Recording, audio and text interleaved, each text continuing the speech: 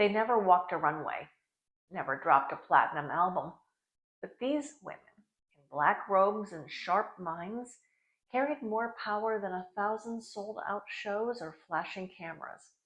They are the women of the United States Supreme Court, and whether history gave them a single seat or an evolving bench, they didn't just interpret the Constitution, they redefined who the Constitution includes.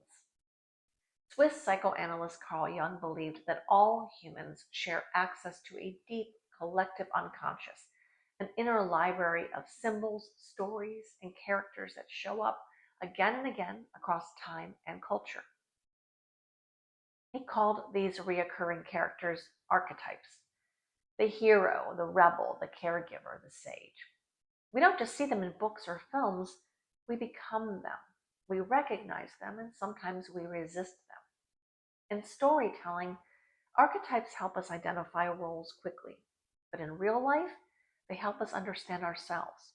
They reveal how we cope, how we connect, and how we carry our wounds. Every group of people can be understood through the lens of archetypes. This is the story of the Supremes.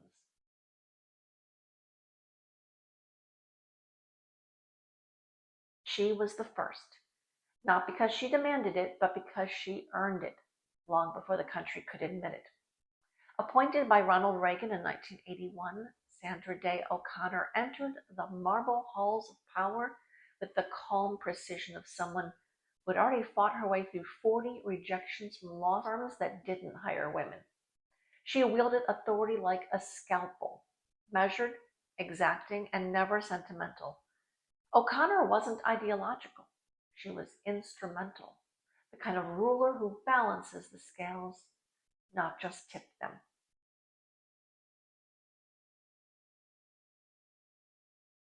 Small in stature, giant in impact, RBG was the quiet fire of the court, deliberate in speech, devastating in intellect, and immortal in dissent.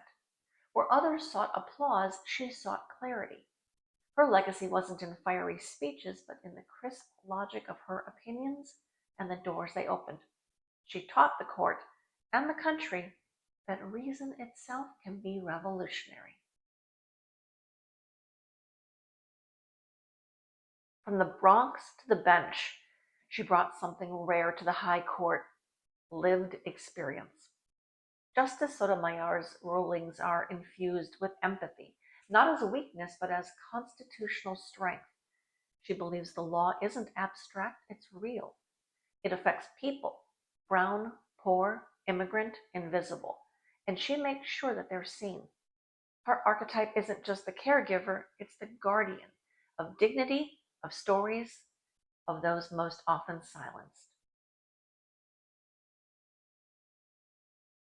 Pop culture fluent, poker-faced funny, wickedly sharp. Justice Kagan is the connector, a scholar with street smarts, the kind who can quote Scalia and Scorsese in the same breath. She writes with wit, votes with integrity, and bridges intellectual divides with human intelligence. Her power? Making the court feel almost relatable. She's the every person in a place not built for the average person at all.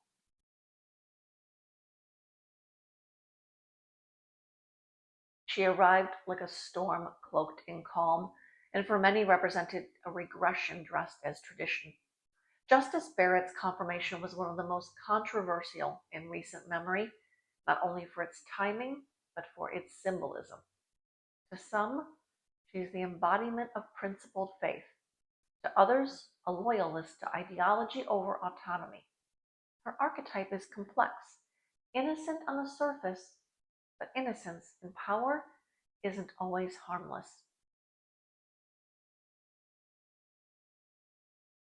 She is the first, again, but this time the moment was louder, the image more searing. Justice Jackson broke barriers simply by sitting down. First Black woman on the court, former public defender, a resume that didn't scream privilege but earned presence. Her questions are fierce, her perspective essential. She's the hero who didn't slay dragons. She joined the court to stop them. They don't wear crowns. They don't need to. These women, in collar, robe, and gavel, have shaped the fate of our nation one case at a time. They remind us that icons don't always sing, seduce, or spark revolutions on stage. Sometimes they sit in silence, write in dissent, and still change the world. These are the Supremes, and history will never forget their rulings.